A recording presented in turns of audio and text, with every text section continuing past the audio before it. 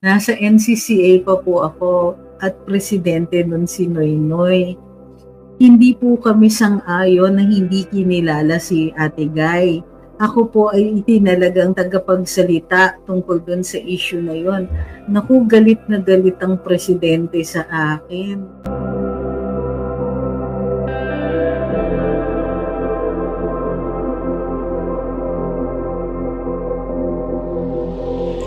Nakatutuwa at nakakahanga si Attorney Trixie Cruz Angeles. Sa isang live streaming ay nagpasalamat siya sa Nora Aunor National Artist Fan Page na naka-appreciate sa ginawa niyang pakikipaglaban sa superstar na si Nora Aunor sa karapatan nitong maging national artist noong panahon pa ni Presidente Noynoy Aquino. Ayon sa kanya, noong 2014 pa lamang ay pasado na sa NCCA at CCP si Nora bilang national artist, ngunit hindi ito pinirmahan ni Noynoy dahil sa drug issue at nakulong sa US. Isa si Attorney Trixie sa nagpaliwanag na wala na at binura na ang kaso ni Nora dahil pumasa ito sa mga proseso na utos ng korte doon at hindi siya kailanman nakulong dahil sumailalim siya sa tinatawag na community service. Dahil sa pagsasalita ni Attorney Trixie ay pinagalitan siya ni Noynoy Aquino. Narito ang video kung saan nagkwento si Attorney Trixie ng pangyayari noong ilaglag ni Noynoy si Nora sa pagka-national artist. Thank you para dun sa mga nakaalala na isa ko dun sa tumulong na makilala si Ate Guy bilang pambansang alagad ng sining. Nagka-problema siya panahon kasi ni Noynoy and I really campaigned na kilalanin natin siya bilang pambansang alagad nga ng sining. Nasa NCCA pa po ako at presidente nun si Noynoy. Hindi po kami sang-ayon na hindi kinilala si Ate Guy. Ako po ay itinalagang tagapagsalita tungkol dun sa issue na yon. Naku, galit na galit ang presidente sa akin.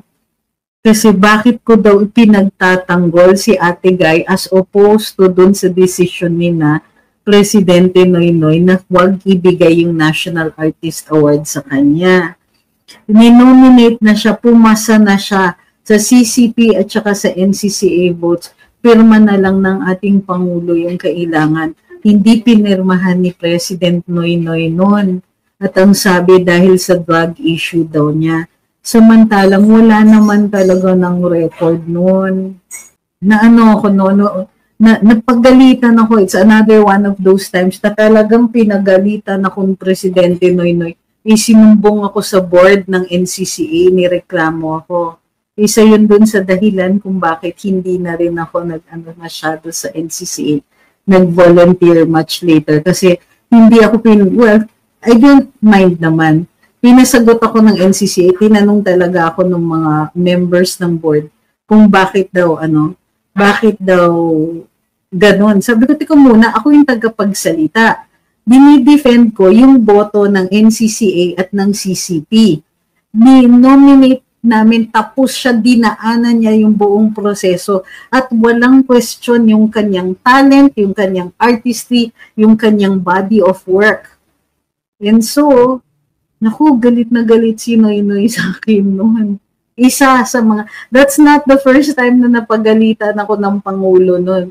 Pero anong gagawin ko? Kaya free speech advocate ako. I have gone against presidents before. So, masama ang loob ko at her passing because we just lost one major talent in this country. Nilaban ko talaga siya kasi yung sinabi ko ganito, under the law, although yun na nga, di ba, nahuli siya on her way home from the US after a concert or a performance. And supposedly, allegedly, was caught with drug paraphernalia. She faced the court. Ang hatol sa kanya was something like community service or rehab, hindi kulong. And as a result of that, stricken from the record, meaning erased na yung charge, yung crime, everything, tapos na. Kasi that's part of the deal. No record anymore exists of that case.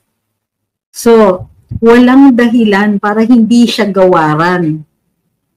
So, nagtaka ako. So, ang ginawa na lang ng NCCA is, nung hindi na presidente si President Aquino, si President Duterte ang nagtalaga sa kanya.